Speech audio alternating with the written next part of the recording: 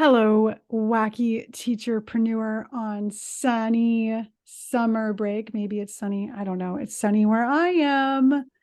It's chill in this hill on this island.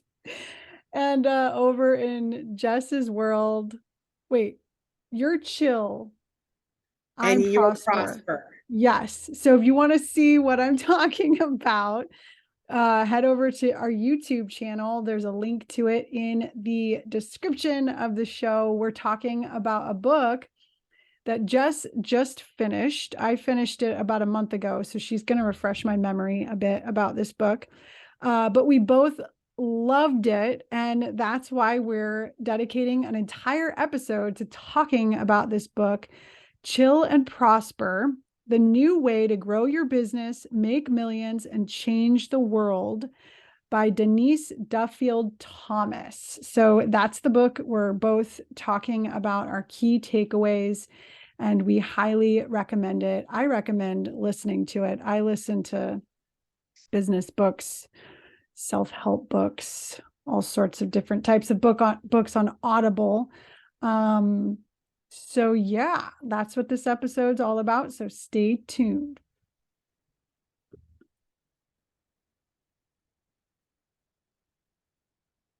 So you just finished the book today or yesterday? I finished it today, That's and wild. it's taken me a long time because I only listen to it in the car and I'm not always. Oh, and I got a new cell phone and I didn't download Audible. So I've just been like cruising around, like, geez, something seems missing. What is it? Just I've just done that for like a week. It's like, you do. I used to do something during drive time, but I don't even know what. Oh, looking out the window, da, da, da. And then all of a sudden I was like, oh yeah, normally I listen to Audible and I have this book that we've been reading. And yeah, so sorry, I kind of dropped the ball on that, but I did finish it today. And I love the last part of her book the most, but I have a lot of notes and stuff about other parts. So you want to hear Yeah, any of I love the last part too a lot. I don't know. Should we start at the ending? I don't know. So there are different sections of this book. I Yeah, and loved I have her little note taker. Have you ever downloaded her note taker before? Like she has free workbooks for every one of her books. And you can just go to her website and download them. And so part one of this book is called Mindset: Playing the Game of Business. I love that. Mainly because I love Monopoly when I was a kid and I just wanted to be the banker in Monopoly, and I majored in finance just because I thought being a finance major was going to be like being the Monopoly banker. So I was just like, yes.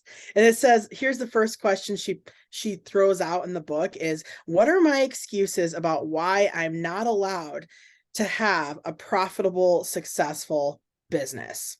And then, what are the things I worry about at 3 a.m.? What are the worst things I think about when I'm too scared to take action? And I was like, Did you actually answer those questions? I did. I printed out the whole workbook, but I don't have it in front of me. I probably left it somewhere. I don't want to say where, but I left it somewhere. But I did work through a lot of the workbook. Like here's a question, like limiting beliefs. What do I think I'd have to give up in order to be wealthier? Isn't that a weird thought too? Because I think we just assume that wealthy people work themselves around the clock and maybe they don't spend any time with friends or family. And like for me, when I'm thinking like, oh, what would I have to give up? I just think like, oh, all my free time and everything I find pleasurable. Yeah, and those are So that's limiting definitely a block. beliefs. Well, and I think everything, when you look, I love just analyzing these multi-million dollar, like one person, like started it businesses. And she even talks about this in the book. Like her business is really simple and everything leads back to that one program that she sells, right? Like even her book, you know, she's constantly saying, go get the workbook, right? And you go to her website, enter her email funnel. You have to give your email in order to download this thing. And then once you download this thing, you're on her list, and she's marketing this one like high ticket program, right? And it's super simple, right? And that's the whole book. That's the premise of the whole book, is that this does not have to be complicated. You can make a ton of money by just rinse and repeating one thing. And she does talk about that in like the business models, but yeah, I'm getting ahead of like limiting beliefs, right?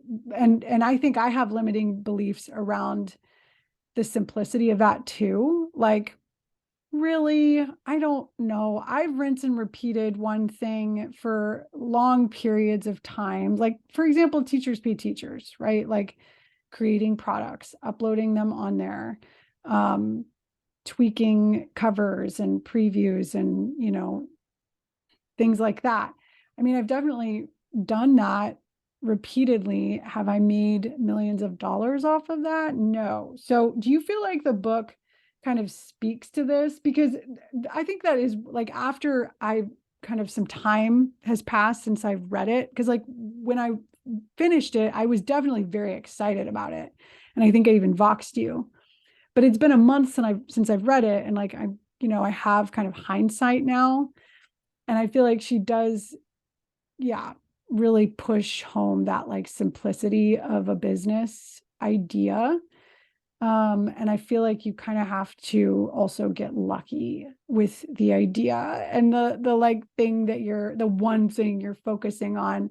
But maybe it's not lucky because it's also numbers. She talks a lot about numbers, right? And like optimizing, optimizing, learning from your failures, the things that didn't go well. Okay, how could I have done this differently? How can I pivot? You know, those kinds of things. So those are in the book too. So I've been going on and on and on, talking all over the place as usual. What do you think? Do you think it's that simple, Jess? Do you think it's like, do you think that it's possible for entrepreneurs like you and I to like figure out one thing and make millions from it? From like Yeah, one I mean, I program. do feel like you've had that one thing, but like you know, like I'm not saying it was your membership, but like, you know, when you were selling, you were doing your webinars, your rinse and repeat webinars, and you were selling your big, like, it's like a And I'm year. still doing that. I'm Yeah, still it's like optimizing that. it's a year-long bundle, right? Is that kind of what you sell? Like you have Yeah, a big ticket item, is all I'm saying. I But do. but yeah, I would say that like one, her niche are small business owners, like female small business owners, right? And that's a pretty big niche. Your niche are secondary ELA teachers, right? Would you say that Mhm. kind of fit? Like, I would say that, like, if you're looking at the amount of small business owners compared to secondary ELA teachers, you know what I mean? Like it's a small pool that you're selling to. So I don't know. Like they always say the riches are in the niches, right? But like, are they really? Because like here, all the people I listen to, their niche are small business owners or female entrepreneurs. And that is such a large group of people that I think like, while we're in this teacher business, it's a little hard sometimes to believe and buy into everything they're saying because like we know like we've already been working at this for 7, 8, 9, 10 years, right? Like we've already been working at this niche. And I mean, we do see some people explode and make millions of dollars and then others don't. So I do wonder, is it a little bit of luck? Is it having the right product? Can a niche be a little too small? Or are there other factors like in the universe sometimes going against you? Like right now, people are so freaked out about inflation and the price of goods. And I just wonder, and in the book, she says, well, those aren't your people. If someone's worried about price, that's not your person, right? But then if you're thinking, well, my niche though are teachers on a fixed income, it's kind of like if I sold a product to people on Social Security and they're on like a fixed income, and then I'm trying to peddle an expensive product. I mean, that's what teachers are. Teachers are on a fixed income for the most part. And I just think like sometimes these books we get really excited about, but maybe they don't always apply to our niche. And people on a fixed income is a very specific niche. You know what I mean? Like, I don't know. I just think that I get really excited too about these books, and I'm just like, oh my gosh, this makes so much sense. Yes, yes, yes, yes, yes. But that's because it's someone like I'm in the niche that they're selling to, right? Like I'm a small business owner, a female entrepreneur. So like they're telling me everything I want to hear. They're telling me like what I want to hear and what will get me excited, and that's great for motivation. But is it all completely practical for every single area of life that you might want to sell products in? I don't know if that makes any sense. It does. And part of me also says, well, there's millions of ELA teachers in the world, like I'm not just talking about United States. Like sometimes my podcast ranks in like Norway, you know? So like there are, I mean, even if my niche is really niche, even Denise Duffield-Thomas talks about it in her book. She even mentions teachers. But isn't it interesting that all these people that are making millions and millions of dollars are B2B? Do you know what I mean? Like, yes, because yeah, I mean, like Courtney Foster Donahue, like that's another person who like she's really all about like streamlining one process and kind of stepping stones of products that lead all the way up to like your super, super expensive thing, and just sticking with that, and optimizing.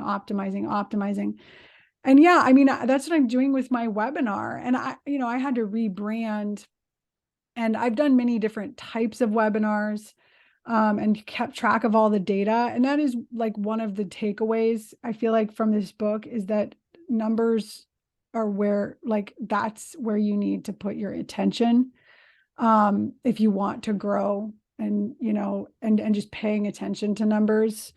Because a lot of business, like new business owners, she talks about kind of avoid it. They avoid the numbers. And especially teacherpreneurs who maybe, they're not really like math, especially ELA teachers aren't really that math oriented. And yeah, sometimes I have run into that issue of not paying attention to numbers and kind of running away, screaming from the numbers, because I just really don't want to face like low, conversion rates or low open rates. Like it's just like a cringing, kind of feeling. And I don't know. I think I like books like this because she does talk about that, like about the mindset piece and about like just you have to expect rejection. It's the name of the game, and so I really liked her validating that, like, and it's one of the reasons I love the book so much, because of that piece.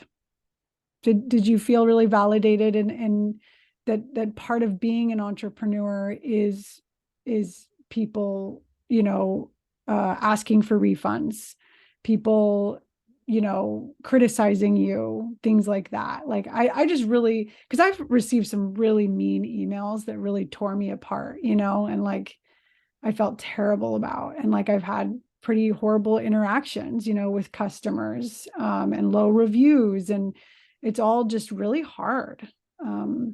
So well, don't you have like a rejection kind of like, sensitivity. yes, Yeah, well, I think think that everyone's plays into sensitive. it a little bit? I think like all people are, sensitive to rejection. Um, yeah, actually, I recently learned that that this rejection sensitivity dysphoria was just some like term that some dude invented. That it's not even like a valid like Oh, um yeah, it's not like a term on the DSM-5 or anything like that. It's just something that someone Yeah. So anyways. All right. Totally Well, I'm different. sorry to bring it up. I was just like, No, but what I you were probably, yeah, saying. I do have that, it is associated with ADHD, and a lot of people believe, that there's patterns and trends with people with ADHD and just like high sensitivity to rejection. For Mhm. me, it isn't so much rejection because I think I've gotten over that having a social media platform that's super critical and ruthless at times. So I think I've kind of developed a thicker skin. But for me, what kind of rang out in the book is just, if you're not making offers, then you're just doing a hobby. And I was like, oh, that kind of stings because I have the hardest, like, it's not about rejection or bad feedback or like what people think about me. It's just sometimes it's like I don't know what to offer or when to offer it, or like sometimes I don't even know exactly what an offer is.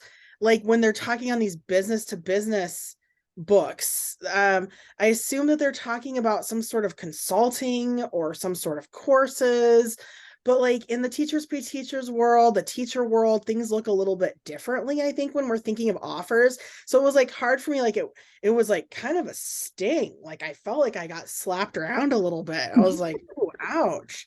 I never make offers. One of those Like, icicles fall on your head. yeah, it was like getting stabbed by these guys at, but I mean, it has been my biggest problem starting. Like, I started my Teachers Pay Teachers store. I've gone off and done a bunch of other businesses, but then I don't really stay consistent with offers. And I never have an offer that I feel would really set me up financially, like in a really positive way. My offers are ridiculously tiny all the time. Like I make tiny, tiny offers and I never have a snowball at the end. I never have something big that like you have. Like I find it so impressive that you have a couple like really big offers that you can throw out there and say, I can do, XYZ for you with this bundle of, XYZ. I think that's really cool. Like I've never gotten to that point where I can have an offer for someone that really feels like at this point like it's worth my time. And so that's where I was kind of like, it wasn't so much the rejection, although sometimes I get nervous about, like, especially with business to business stuff, like what other people will say. I get a little bit nervous only because I've kind of seen that catty side of the world a little bit, but that's about 10% of my hesitation. 90% is I just don't know really what offers are or like how to make them. And I know you did business coaching, and I'm wondering, like, did you learn a lot, like when you were with Kelly Wise? Like, did you learn a lot about like what an offer was through that? Like, how did you ever come up with like your giant bundle for ELA teachers that you offer? Like, how did you do that? Well, I just put all of my units together. So, and teachers teach, especially secondary teachers, units are, that's our language. And then within the units are the lessons. And so it just made sense to put all the units into one bundle. Um, and yeah, it's just coming up with your package, but also it's about emailing. It's also about emailing about your smaller offers. So like offers can be any, shape or size, like any price. And honestly, making the smaller offers is something that I struggle with. So just emailing people and saying, hey, look, like this thing like might be really helpful for you this month. Here is the link to go buy it. Like that's an offer. And I think that's what the author of the book, that's how she was defining an offer. But I think her and Marie Forleo, I think that was one of the biggest takeaways that I got when I went through B school. And the first, module was all about, creating your offer. Like really, that's what it was about. Like, what are you going to sell? And really looking at numbers, like how much do I want to make? Okay, list out your products. How much are all of those products? Are these like, if how many number of products would I need to make in order to like reach this goal, this monthly financial goal? And like when I did that, that exact thing happened to me, Jess, where I was like, all my stuff is like $5 and $10 and $25. Like the most expensive thing I have is $25. Like, of course I'm not going to make the money that I want to make. And that's when I started my membership. And that's when I was like, okay, I'm going to like every month, people are going to get this stuff. And I just kind of like wrote it all out. But that was one of the worst years of my life. And Denise Duffield-Thomas talks about that there are like sprints. There are times when you have to like work your little, what off, to like create that offer, that big thing. And so that year I was teaching full time. I was creating new content. I was kind of piecing together a bunch of stuff I had already had. And I thought it would be a lot easier than it actually ended up being. Because I was like, oh, I already have a lot of this stuff already made. I'll just put it all together. And then at the end of the month, I'll hit send to all the people who are members. And so I did that for 9 months. And now I have like 12 units within my bundle. And I also am this summer working on the lesson library. So a lot of people that were part of my membership wanted to be able to find lessons more easily because everything was like in a unit. And so I'm pulling apart a lot of stuff and just like I have this really comprehensive lesson library where you can search like any English topic, and then, materials will pop up, whether it's a lesson or a slideshow or a doc or like links to different materials. So yeah, I think it's really, really important to figure out what is your big offer, what are your smaller offers, and sell both, So how, back to your lesson library, how are you going to be selling that? My webinars. So it's going to become part Okay. of my webinar. And I actually have changed the name of my offer. I've changed what's included in my offer. I've changed, and actually Courtney Foster Donahue in the course, she talks about the diamond offer. And that like a diamond has many facets. And so you kind of have to like list out like what's included in this thing that can help these people, go from point A to point B. And so you just like kind of put it together and like price it the way that, her course is amazing. She has like all these tools you can use to create your offer. I highly recommend it. Like it's really expensive, but I feel like it's been really worth it. Do you have an affiliate link for it that you could put in the show notes? I don't know if she does that. You should look. I don't even think it's open right now. Oh, Yeah. So whatever. Go look her up. She's great. Go find her Facebook group or Facebook page. I think she just has a Facebook page. She puts a lot of, maybe we'll link her Facebook page, really good business advice on her Facebook page. But we're kind of getting off topic of the book. What else do we want to say about the book? yeah. Let's see. Let me go back to the workbook a little bit. So the first part of it is all about your money mindset and just like, what are your hangups, analyzing your hangups, trying to figure out, why do I think this way? The next part is all about business models, which I think we just kind of talked about a little bit, because it's about having the offer, and having, figuring out what are you good at? Like, what is something that you've mastered that your friends always ask you for advice on, or that people always ask you about? Or do you have a unique method or system of doing something that you could teach other people? Or put all your products together into a bundle. Yeah. And that's that's about as easy as it can get, right? Especially for teachers pay teacher sellers. So then, okay, the third part is all about money and pricing your products, and kind of like she even gives you scripts for how to price things. Awkward money conversation scripts.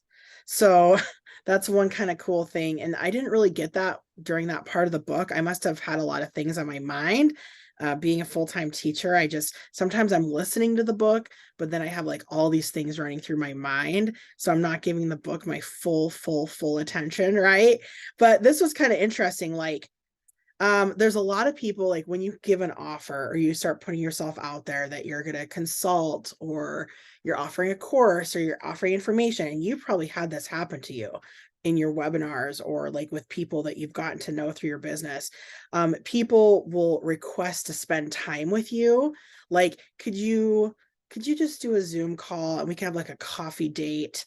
Or, people request to pick your brain for free. So she has this whole thing of like how to reject those people that are trying to pick your brain for free. And I feel like we're just, as teachers, we're told that we have to give the content, and that's how we get the customers.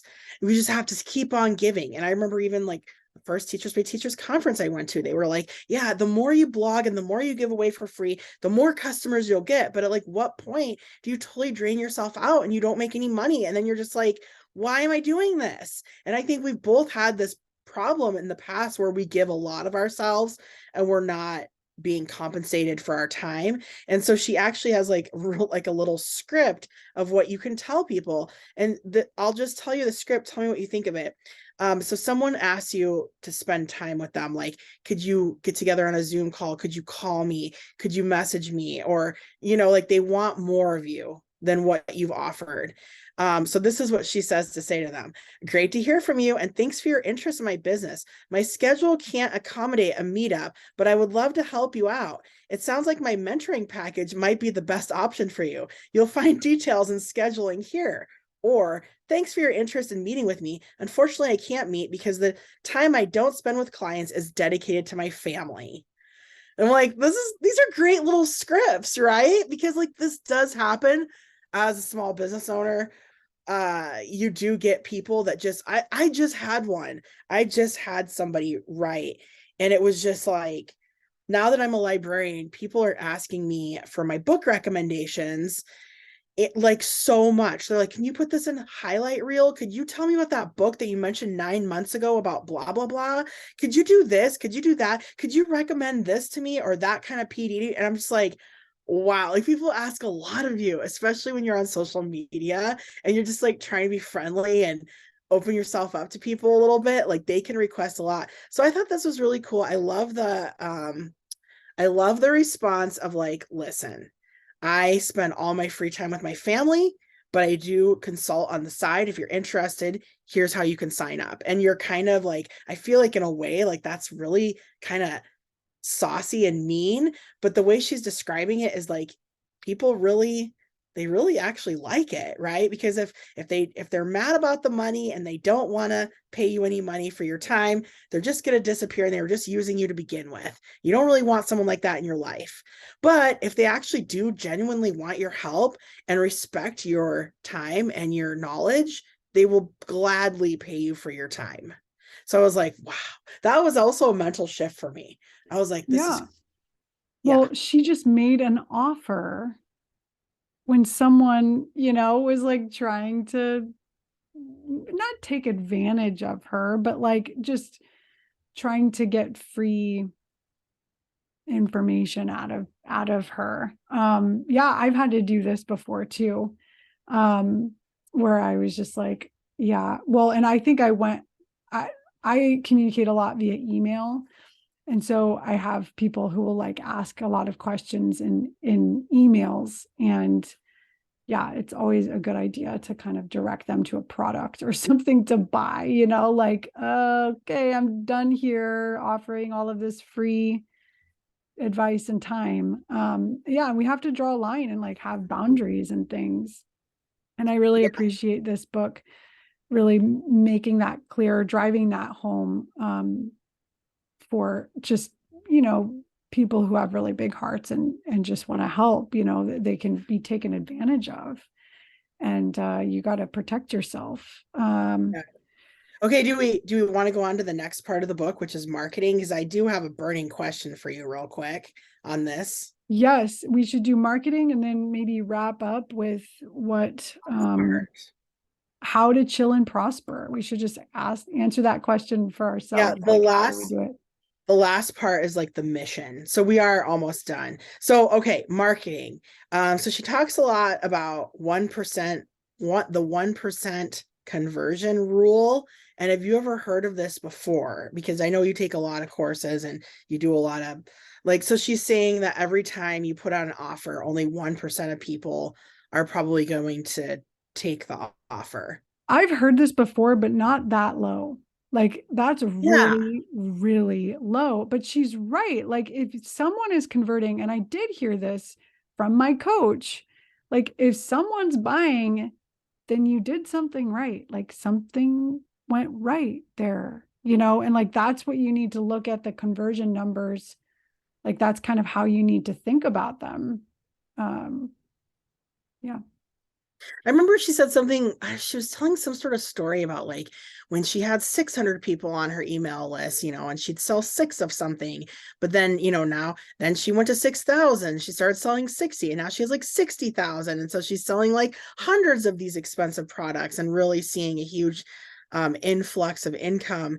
And I don't know, I just thought it was kind of cool, like a good thing to remember, like because you feel like you're putting these offers out, offer, and then you're not really getting the feedback or like the sales that you think you should be. And I was also thinking 1%, well, you'd need to have at least 100 people reading your offer or listening to your offer to sell one, if that's the conversion rule.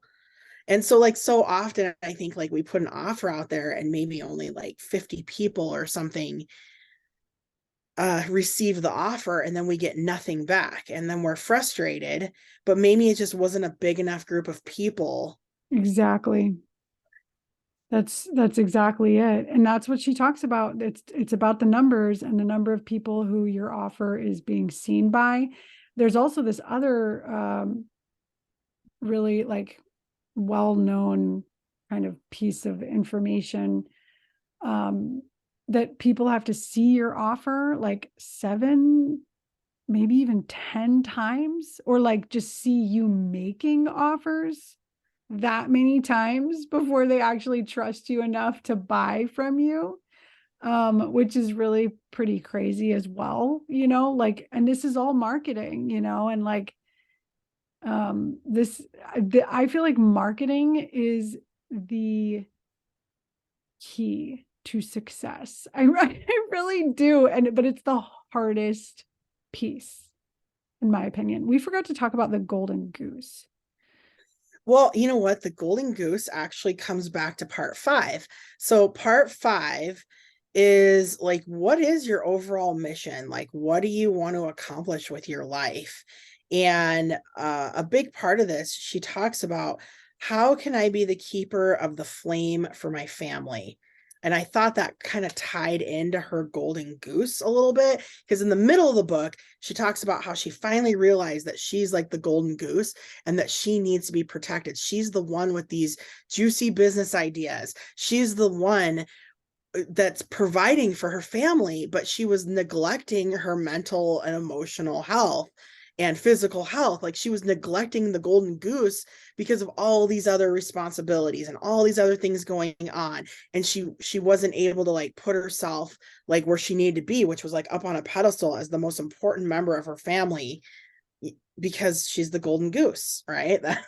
That's what it is. And then at the end of the book, it kind of takes like a circle from there, because she talks about being a golden goose and protecting yourself and really like outsourcing, things that you think are really mundane and boring, and not caring about house cleaning anymore, and not caring about these things that like don't promote you as the golden goose. Right. And then at the end, she talks about being the keeper of the flame for your family, like coming to terms with the fact that like whatever you're doing right now in your business, that is your family legacy right now. And so many people think that she thought for years that her husband was like supposed to be the one that was like building this legacy. And then I think it kind of came with the golden goose and like the fact that no, it's her. She is building the legacy with the family, and everyone else is kind of coming along for the ride and supporting her, and really like acknowledging that was like huge.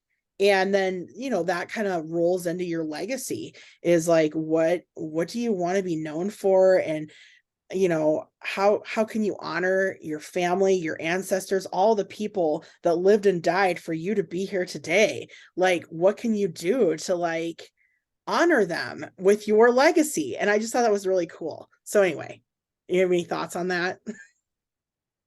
That was beautifully summarized. I really loved that. Yeah. And just like really treasuring what you bring to your business, and like, yeah, this is the prosper part. Like, how do you prosper? How do you make, a lot of money? And one of probably the most important way is um, valuing yourself, and really, yeah, getting support from the people in your life, Do and others. you feel like the golden goose?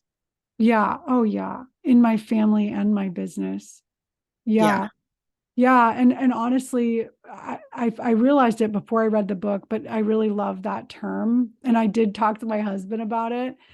And I'm also reading this other book right now called You Are the Mountain, or The Mountain Is You. Have you heard of that book? I have heard of this book. Yeah. It's about self-sabotage. And one of the ways that I'm self-sabotaging, because we only, like, humans only have like a certain threshold of happiness that they can actually stand, that actually we were made to be comfortable, not be happy.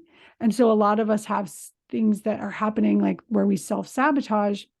And I think this is a lot of women where we, yeah, sacrifice ourselves. And it's almost, yeah, like, um, for others at the detriment of, like, yeah, like us, and that we really need to, um, like, yeah, this book is I, totally different. We should do another episode on it because it is kind of related. But yeah, I really, I think, I think, are you the golden goose? What about you? What do you think about you being the golden goose of your family and your business? well, yeah, I think so, definitely. And my husband's always supported that idea as well. And I do think I'm a little weird because I am an only child. And as an only child, in the environment of being an only child, a lot of times your family treats you like the golden goose. Because you are the one, right? And you have an only child. So maybe you kind of understand, like, you're the one. I mean, they kind of put you on a pedestal, right? The world revolves around you when you're an only child. So I think being a golden goose for me feels like really natural.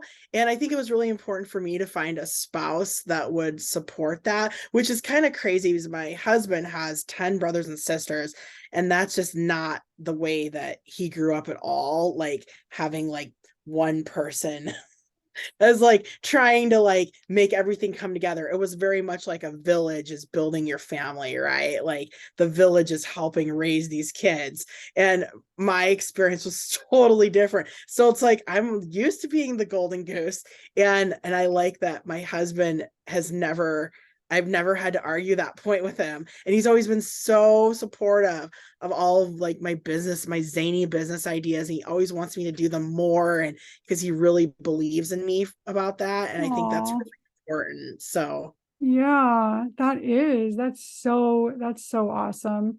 Yeah, I'm definitely uncomfortable, with, yeah, like asking for help, because I've always just been someone who just does it all, without thinking, like, and over commit to things and overwork. And I think those are ways that I am self-sabotaging.